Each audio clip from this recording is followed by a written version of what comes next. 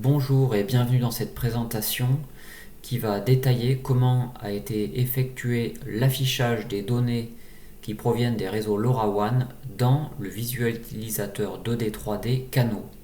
C'est un visualisateur 2D 3D développé par la société Calizio.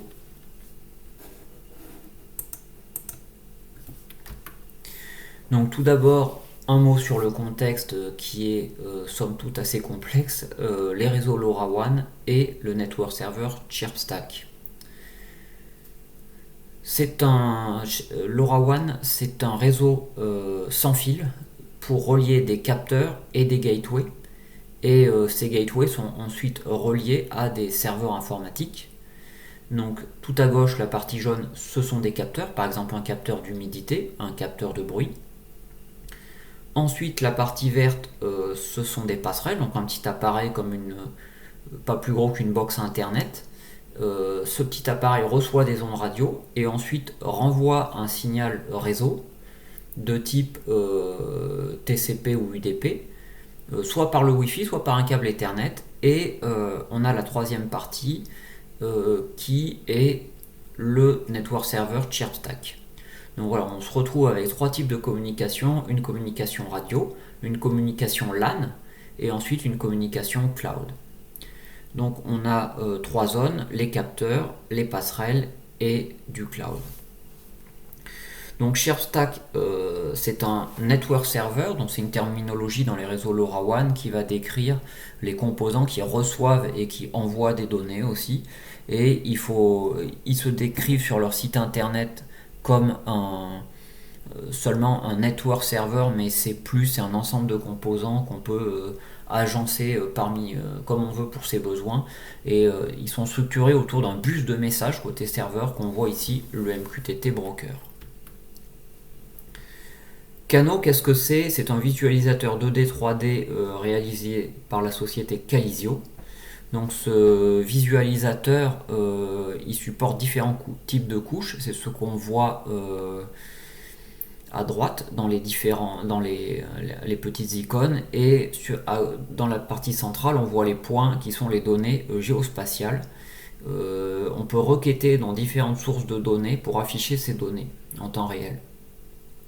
Et il y a une API pour pouvoir ajouter assez facilement des nouvelles couches. Donc l'objectif et les difficultés qui ont dû être surmontées. Donc l'objectif, ça avait été d'afficher des valeurs qui vont au travers de Chirpstack et des gateways remonter et de les afficher dans la carte Kano sous forme d'une couche. Les problèmes à résoudre, c'est que aujourd'hui la société Calizio utilise principalement, peut-être même uniquement, des déploiements à base de conteneurs Kubernetes et qu'il n'y a pas de moyen d'installer aujourd'hui Chirpstack sur Kubernetes. Il fallait également trouver un moyen de transformer les réseaux qui remontent les données qui remontent du réseau LoRaWAN, qui sont des données protobuf, vers du GeoJSON et l'écrire dans du MongoDB parce que c'est ce que Kano va utiliser pour afficher ces données. Et il va falloir aussi mettre en place une infrastructure de test.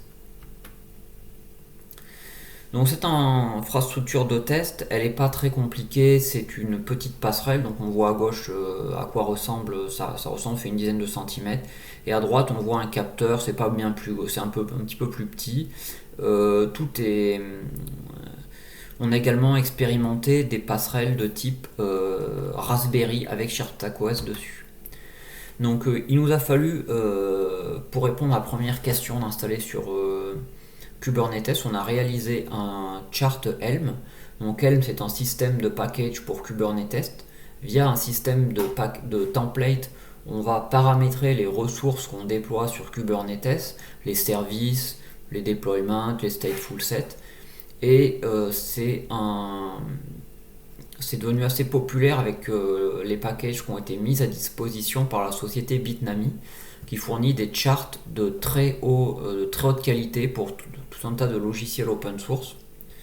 Donc le chart qui a été écrit pour Chirpstack, il permet de faire le rapatriement des appareils LoRaWAN dans un init conteneur. Alors c'est pas les appareils LoRaWAN qui sont dans son réseau, c'est les définitions des appareils supportés par ShareStack. On peut également activer de manière optionnelle l'API REST, l'intégration MongoDB et le support pour Keycloak via l'OpenID.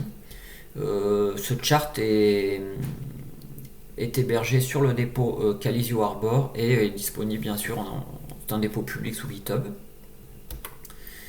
La deuxième problématique était la transformation des données qui émanent du réseau LoRaWAN Data en GeoJSON a été traitée avec l'écriture d'un microservice qui a été écrit en Node.js pour rester cohérent à la stack technologique de Calizio. Donc ça va utiliser un stream Redis qui est nourri par ShareStack, ça c'est le mécanisme d'intégration dans ShareStack. Et ce microservice, c'est une sorte de boucle infinie qui va attendre des intégrations event et qui va les transformer, ajouter notamment des données qui viennent de la configuration des passerelles. Celle-ci est lue depuis ShareStack via une API gRPC. Donc là, c'est des données, aussi bien l'intégration Redis que ce qui arrive de gRPC, c'est des données protobuf, donc c'est désérialisé et ensuite transformé en GeoJSON, puis écrit dans MongoDB. Donc le microservice, il est fourni sous forme d'une image Docker sur le Calizio Arbor, et également il y a le dépôt du code source qui est en usage public. Donc voilà les résultats. C'est une passerelle. On peut voir ici l'aperçu d'une passerelle. Donc on affiche, on voit la géolocalisation de la passerelle ainsi que son EUID, c'est un identifiant LoRaWAN.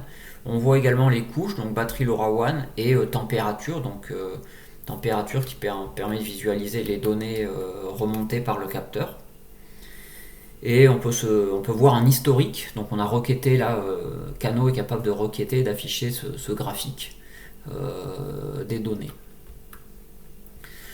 Donc les améliorations possibles pour un futur travail, c'est bon, au niveau du chart-Helm, il est relativement complet et il n'y a pas trop de changements à prévoir, à part peut-être isoler le microservice qui pourrait permettre aux gens qui veulent utiliser le chart dans le microservice de ne pas avoir le microservice qui est intégré dedans, qui est présent dedans.